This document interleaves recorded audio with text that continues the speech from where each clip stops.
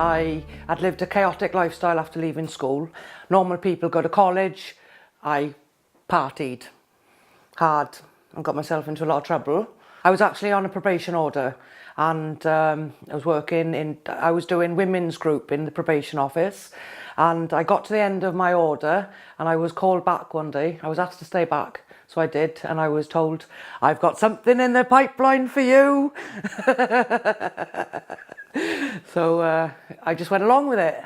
And Sian said, we're going to go down and start this new project. Addysg is a upcycling, recycling project where we get old pallets, we convert them into tables, chairs, we've done vivariums, bags out of old t-shirts, and it funds the Antioch Centre in Llanelli, which is a food bank and furniture bank. The money goes back into the businesses, and we're now actually a charity.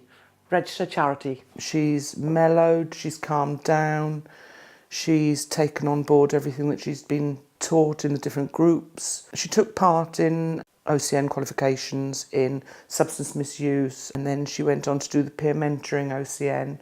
From that she started to help out with a group in Swansea, and now she's waiting to be trained to be able to deliver OCNs herself, which will be part of Addysg. She's an amazing role model for anybody coming through this project now. If I can use my negatives to help somebody else in life, then bring her on. Do you know what I mean? It's taken people to have trust and faith in me, for me to feel like I've got to where I am today.